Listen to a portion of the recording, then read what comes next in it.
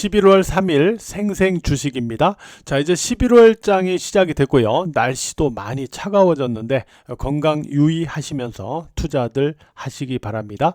자, 일단 한국 증시 두 가지의 특징을 다시 한번 정리하면서 갈 필요가 있겠어요.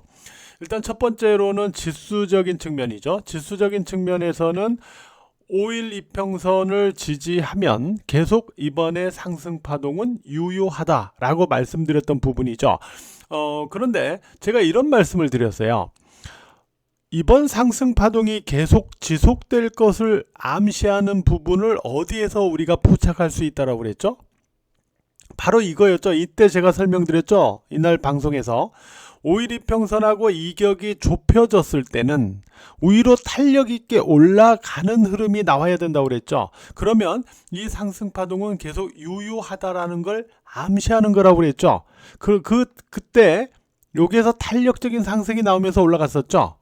자, 오늘도 지난주 금요일까지 흐름을 보면 5일 이평선하고 이격이 없죠. 자, 이 상태에서 만약에 빠졌다면 5일 이평선 하향이죠. 근데 지수가 또 위로 탄력 있게 올라갔죠. 따라서 이번 상승 파동은 오늘까지의 흐름을 놓고 볼 때는 계속 유효하다라고 볼 수 있는 부분이죠.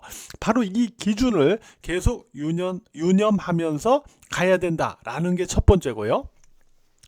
두 번째는 우리가 종목에서의 어떤 시세적인 측면이죠. 어떤 부분이냐면 지금 지수가 이렇게 올라가더라도 못 올라가는 종목들도 많아요. 그러면 어떤 종목들이 올라가고 어떤 종목들이 못 올라가는가, 이 부분을 우리가 봐야 됩니다. 자, 먼저 SK하이닉스. SK하이닉스는 지금 코스피 지수 상승에 있어서의 대장주다, 이렇게 놓고 보시면 돼요. 왜냐하면 지수와 똑같이 5일 이평선을 지지하면서 올라가고 있잖아요. 그죠? 그리고 이 종목이 올라가는 날 특히 지수가 좀 탄력 있게 움직인다 라고 보시면 돼요. 요거는 삼성전자도 마찬가지입니다. 다만 탄력적인 부분에서는 SK하이닉스가 조금 더 강하게 움직여주고 있다, 이렇게 볼 수 있는 거죠. 이러한 SK하이닉스나 삼성전자 뭐죠? 엔비디아 관련주예요. 결국은 AI 관련주로 엮을 수 있는 거죠. 당연히. 자, 여기다가 지금 보면 로봇 관련주가 또 강세를 보이고 있잖아요. 로봇 관련주가 강세를 보이고 있는데 오늘 보면 T로보틱스하고 그 다음에 LS 티라유텍, 이 두 종목이 또 상한가를 갔습니다. 그죠? 상한가로 또 급등한 그런 모습을 보여주고 있죠. 여기다가 로보스타, 그 다음에 레인보우 로보틱스, 이런 종목들까지 추가로 강세를 보이는 그런 흐름이 나타났는데, 제가 로봇 관련주는 이전 방송에서도 제가 이런 말씀을 드렸어요. 저는 주식장인과 멤버십 분들에게는 그 이전부터 계속 말씀을 드려왔지만은 여러분들에게도 이전에 말씀을 드렸어요. 뭐라고 그랬냐면, 로봇은 국내외 대기업들의 투자가 확대되고 있는 부분과 로봇의 적용 범위가 확대되고 있는 부분, 이 두 가지를 놓고 볼 때 로봇은 장기 성장 섹터로 보면서 우리가 매매를 해야 된다 라고 말씀을 드려왔단 말이에요. 실제로 레인보우 로보틱스는 우리의 주력 매매였다라는 거를 제가 금요일 방송에서 이미 확인시켜 드렸고, 로보스타 이런 종목도 이미 우리 주식장인과 멤버십 분들에게는 다 코멘트를 해드렸어요. 그 자리가 여기서부터 코멘트 했어요. 제가, 그죠? 이때부터 해가지고 여기서 또 코멘트 했어요. 이때 여기서 코멘트 할 때만 해도 4만원대였거든요 4만원대. 근데 벌써 10만원이 넘어가는 그런 주가 흐름을 보여주고 있습니다. 아무튼 이러한 로봇 관련주들 오늘도 이게 결국은 엔비디아가 GPU 공급을 26만 장 한다, 이 부분이 또 모멘텀이 계속 되고 있는 건데, 이를 기반으로 해서 삼성과 SK그룹 이쪽에서 AI 팩토리 구축에 나서겠다, AI 팩토리 구축에 나서겠다라고 또 이렇게 밝히면서 이러한 엔비디아 GPU 공급과 관련된 모멘텀이 지속되는 그런 상황이 또 로봇 쪽에서 만들어지고 있어요. 자, 여기다가 전력 설비, 자, 효성중공업이 이게 100만원을 돌파하면서 황제주로 등극한 게 불과 7월입니다. 그죠? 7월이죠. 근데 벌써 오늘 200만원대 후반까지 올라갔어요. 뭐 황제주 중에 황제주입니다. 이게 다 AI 데이터 센터 관련 상승이죠. 그죠? 뭐 다른 이유도 있지만 주 이유는 주 모멘텀은 AI 데이터 센터. 지금 보면은 이번 에이펙에서요. 글로벌 빅테크 기업들이 국내 AI 데이터 센터 등에 대한 어떤 인프라 투자 이거를 갖다 좀 구체화한 부분이 있거든요. 이게 지금 모멘텀으로 오늘 작용하면서 또 이쪽에서 오늘 강세를 보였는데 궁극적으로 이렇게 될 수 있는 이유가 또 엔비디아의 GPU 공급 이거와 관련된 또 다른 수혜 모멘텀이에요. 왜냐하면 그동안 GPU 부족하고 어떤 땅의 문제, 부지의 문제 등을 통해 가지고 이 빅데이터 데이터 센터 이거를 국내에서 유치하지 못했었거든요. 이제는 엔비디아 GPU를 공급받으면서 이게 가능해졌다. 라고 하는 부분이 또 하나의 모멘텀으로 또 작용을 한 거죠. 그죠? 아무튼 이렇게 전력 설비 쪽도 아주 강세를 보였는데 불과 얼마 전에는 증권사 보고서 중에 이러한 보고서가 있었어요. 이 전력 설비 쪽의 업황이 너무 좋다. 이 업황의 끝이 어디인지 나도 모르겠다.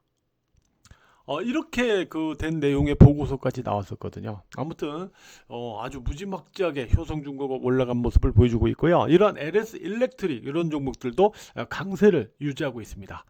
LS 일렉트릭도 저희 멤버십과 주식장인 이미 앞에서 매매를 했다가 다 매도를 했었고 이후에 정확하게 이 자리에서 이제 포착을 했어요.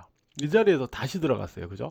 여기서 다시 들어가 가지고 정확하게 여기서 다시 들어갔죠. 그래갖고 지금까지 이렇게 쭉 상승하고 있는데 아무튼 중요한 거는 보면은 우리가 지금도 이제 뭐 많이 올라가는 종목들 지금 말씀드렸던 뭐 SK 하이닉스나 로봇 관련주나 전력 설비 쪽이나 이쪽을 보면서 저 종목들을 샀어야 되는데 그리고 저 종목들을 매매하지 않았으면 이제 소외를 받고 있는 그런 상황이 또 많을 수가 있고 뭐 이런 부분들을 보면서 여러분들이 좀 안타까움 후회 또는 뭐 여러 가지 감정들을 가질 수가 있겠지만은 항상 보면요 시세를 갖다가 미리 간파하고 선점하는 게 중요해요. 이렇게 올라갔을 때 뒤늦게 이제 막 쫓아가야 되나? 이러려고 할 때는 헷갈려요. 그러니까 지금 입장에서 SK 하이닉스 로봇 전력 설비 쪽을 살려고 해도 매수하려고 해도 이렇게 많이 올라갔는데 지금 살 수가 있나? 막 이제는 거기서는 갈등이 생길 수밖에 없고 쉽지가 않아요. 그죠? 그래서 이런 종목들을 사전에 포착하고 선제적으로 매매를 하는 게 굉장히 중요하다라고 생각을 해야 됩니다. 우리가 저희는 SK 하이닉스를 들고 있지는 않지만 삼성전자를 갖고 있잖아요. 그죠? 그리고 이쪽에서는 레인보우 로보틱스, 로보스타 이런 종목들. 그리고 여기서 LS 일렉트릭. 그러니까 이렇게 건드려는 줘야 소외를 받지 않는 주도 섹터에서 말이죠. 건드려 줘야만 이렇게 소외를 받지 않는 그런 상황이 될 수밖에 없어요. 뭐 이게 끝이 아닙니다. 주식시장은 계속 또 진행되는 거고요. 앞으로도 또 다른 주도 시세가 나올 거 아니야. 이런 과정을 항상 염두하면서 미리 간파하고 선제적으로 매매하는 게 중요하다라는 점을 앞으로를 위해서도 다시 한번 이렇게 다짐을 해줘야 돼요.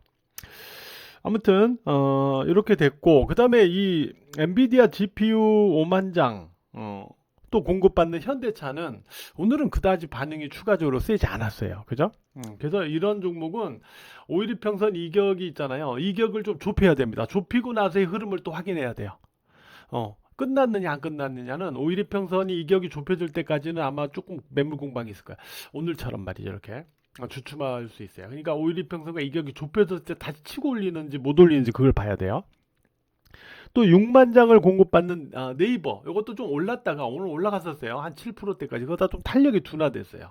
이런 종목도 역시 마찬가지 5일이평선을 지지축으로 계속 유지를 해 나갈 수 있는지를 확인하셔야 돼요. 알았죠? 이런 쪽은 계속 이런 부분들 염두에서 매매 포인트를 우리가 체크해 나가야 되겠고요. 그 다음에 지수와 관련해서는 자 이런 부분입니다. 자 잘 보세요. 코스피 지수가 계속 살아있다고 그랬는데 자 월봉 차트를 보세요. 5월 이평선하고 좀 이격이 다소 좀 있죠. 주봉을 놓고 봐도 5주 이평선하고 좀 이격이 있죠. 그러니까 코스피 지수가 지금 추세적인 이격은 갖고 있는 거예요. 추세적인 이격은 갖고 있는 거예요. 자, 추세적인 이격이 있는 상태에서 단기적인 이격, 즉 5일 이평선하고 간격이 벌어지면은 그 시점에서는 차익 매물이 또 나오면서 약간 변동성이 나올 우려도 있죠. 그런 부분은 많이 올랐기 때문에 염두를 하면서 가셔야 돼요. 추세 이격이 있기 때문에 단기 이격이 생기면 거기서 차익 매물이 또 나올 수도 있어요. 어느 순간에. 이런 부분은 좀 염두하면서 가셔야 돼요. 다만 큰 그림은 5일 이평선을 훼손하지 않으면 아직 이 상승 파동은 살아있다예요. 그죠?